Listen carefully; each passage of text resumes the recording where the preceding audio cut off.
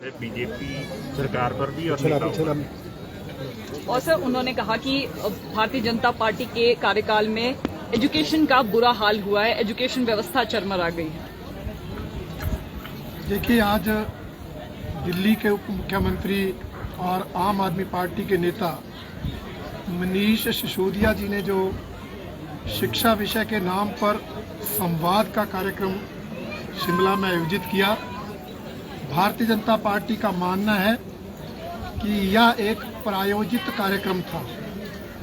इसमें आम आदमी पार्टी के ही सदस्य बुलाए गए थे, उन्हीं से संवाद हुआ और हमारा आरोप है कि उसमें प्रश्न भी प्रायोजित थे और उत्तर भी प्रायोजित थे। कोई भी तथ्य पर आधारित बात वहां पर की नहीं गई, वहां पर निराधार तथ्यहीन बातें की गई हैं। हिमाचल प्रदेश शिक्षा के क्षेत्र में अनेक वर्षों में अनेक मानकों के अंतर्गत प्रथम आता रहा है। शिक्षा के क्षेत्र में जो कंपटीशन है वो केरल और हिमाचल का है।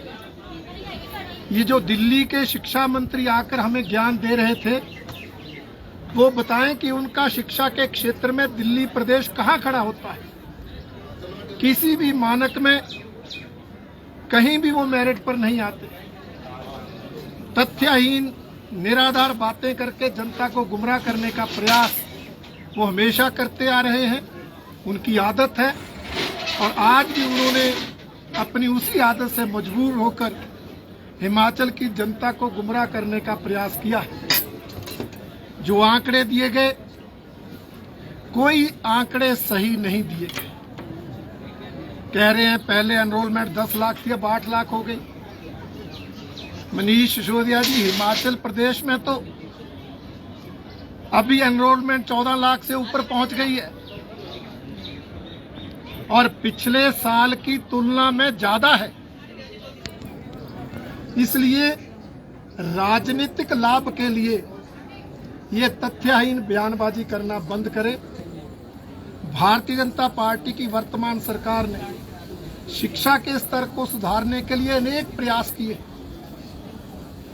जहां 32,000 के लगभग नए जो हैं वो पद भरे गए हैं शिक्षकों के, वहीं इससे भी ज्यादा जो कॉन्ट्रैक्ट पर थे, जो पीटीए पे थे, जो पैट में थे, ऐसे जो अनेक अस्थायी व्यवस्था में शिक्षक चल रहे थे, उनको रेगुलराइज करने का काम किया। ग्रामीण गरीब छात्र पढ़े, इसलिए एक नहीं अनेक छात्रवृत्ति योजनाएं चलाई गई। आज 50,000 के लगभग विद्यार्थी अलग अलग योजनाओं में छात्रवृत्ति प्राप्त करते हैं, जिसपे लगभग 15 करोड़ रुपए खर्च होता है। हिमाचल प्रदेश में न केवल वर्दी मुफ्त में दी जाती है, बल्कि स्कूल के बैग मुफ्त में दिए जाते हैं। और मैं ये कहना चाहूंगा, अगर ईमानदारी से तुलना करनी है तो दिल्ली और हिमाचल प्रदेश की तुलना हो नहीं सकती। दिल्ली एक अर्बन प्रदेश है, हिमाचल ग्रामीण क्षेत्र है और भौगोलिक दृष्टि से कठिन है। यहां हमें ये जानते हुए भी कि वहां बच्चे कम होंगे, स्कूल खोलने पड़ते हैं, क्योंकि प्राइमरी के बच्चे को 1 किलोमीटर से ज्यादा ना चलना पड़े। इसलिए ऐसे गांवों में भी स्कूल खोलने पड़ते हैं जहां 4 या 5 बच्चे होते हैं, क्योंकि हम नहीं चाहते कि वो 4 और 5 बच्चे शिक्षा से वंचित रहे या उनको पहली या दूसरी कक्षा में पढ़ने के लिए 2-2, 4-4 किलोमीटर दूर जाना पड़े। दिल्ली में तो इस तरह की कोई दिक्कत नहीं है। इसलिए हमारी पॉलिसी है 10 से कम विद्यार्थी होंगे तो 1 शिक्षक होगा, 10 से ज्यादा होंगे 2 होंगे, 40 से ज्यादा होंगे 3 होंगे। परंतु इस तरह की बातें कर देना कि हम शिक्षकों की भर्ती नहीं कर रहे जी, इतने स्कूल 1 शिक्षक है, ये हमारी पॉलिसी है। क्योंकि हमें अपनी भौगोलिक परिस्थिति के अनुसार पॉलिसी बनानी पड़ती है, उसके अनुसार काम करना पड़ता है। इसलिए मेरा आरोप है कि दिल्ली के उप मुख्यमंत्री महोदय, जिनके पास वहाँ का शिक्षा और वित्त विभाग है, उन्होंने आज ये प्रायोजित ड्रामा रचकर हिमाचल की जनता को गुमराह करने का प्रयास किया है। हिमाचल की जनता गुमराह होने वाली नहीं है।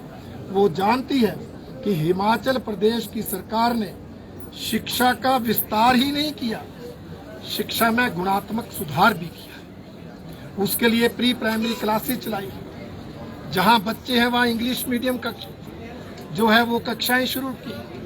हमने मेधा प्रोत्साहन योजना चलाई, हमने कोचिंग क्लासेस के लिए प्रोत्साहन योजना चलाई। अनेक इस तरह की योजना चला के अटल आदर्श विद्यालय खोलकर एक क्वालिटेटिव एजुकेशन देने का प्रयास वर्तमान सरकार ने किया है, जिसके लिए हमारे मुख्यमंत्री जी बधाई के पात्र हैं। और मैं मानता हूं कि जो सराहनीय प्रयास हमारी सरकार ने किए हैं, उनके आगे दिल्ली प्रदेश सरकार के प्रयास कहीं टिकते नहीं है, कहीं उनकी रेलेवेंस नहीं है। और इस बात को साबित हर साल हो रहे राष्ट्रीय स्तर पे अलग अलग मानकों के सर्वे हैं, जिसमें हिमाचल हमेशा पहले या दूसरे स्थान पर आया है। सर, दूसरी बात कहना है कि वो आएंगे, अब दोबारा से हिमाचल प्रदेश आएंगे, स्कूलों का जो दौरा यहाँ पर करेंगे। उनका कहना है कि यहाँ पर जो अभिभावक उनसे आज मिले हैं, तो फैकल्टी वहाँ पर स्कूलों में सही नहीं है, गवर्नमेंट स्कूल की बात करें, और ना ही बैठने का सही है। तो आने वाले दिनों में वो स्कूलों के दौरा भी करेंगे और स्कूलों में जाकर जो है देखिए वो करें। हिमाचल प्रदेश में गर्मियों में बड़े पर्यटक आते हैं, ऐसे राजनीतिक पर्यटक भी अब चुनाव तक बहुत आएंगे, स्वागत है उनका। परंतु मेरा एक ही आग्रह है कि वो एक जिम्मेदार पद पर है, वो तथ्य पर आधारित बात है, प्रमाण के सहित आरोप लगाए। आज जिस तरह से उन्होंने निराधार आरोप हमारी सरकार के मंत्रियों पर लगाए हैं, उसकी भारतीय जनता पार्टी कड़ी निंदा। सर, उन्होंने हिमाचल प्रदेश के एक मंत्री पर भ्रष्टाचार के आरोप भी लगाए हैं, आप क्या कहेंगे? मैं वही कह रहा हूं, कोई मंत्री का नाम नहीं लिया। हिम्मत है मनीष सिसोदिया जी, उस मंत्री का नाम लें जिसने 500 बीघा जमीन पर कब्जा किया है। उस मंत्री का नाम लें जिसने 10-10 रिसेप्शन अपने बेटे की शादी में की। ये वेग आरोप, एक मंत्री ने ऐसा किया, एक मंत्री, ये हमें भी पता है। अगर प्रूफ है, अगर प्रमाण है, तो नाम लेकर आरोप लगाएं। भारतीय जनता पार्टी जवाब देने को तैयार है।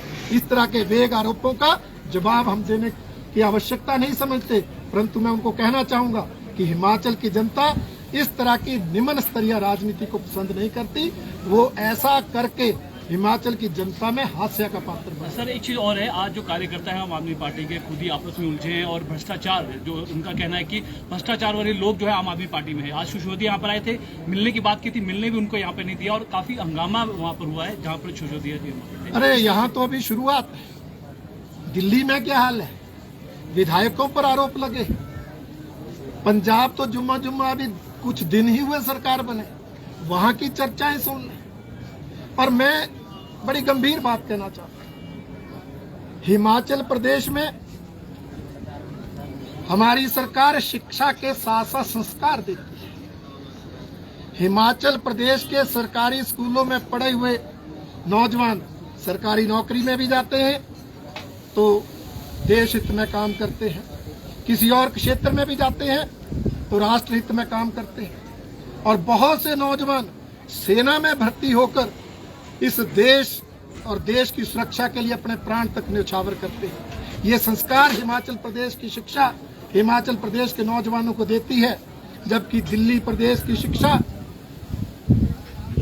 देश विरोध सिखाती है। वहां से निकले हुए कई विद्यार्थी देश विरोधी आतंकवादियों के समर्थन के नारे लगाते देखे गए।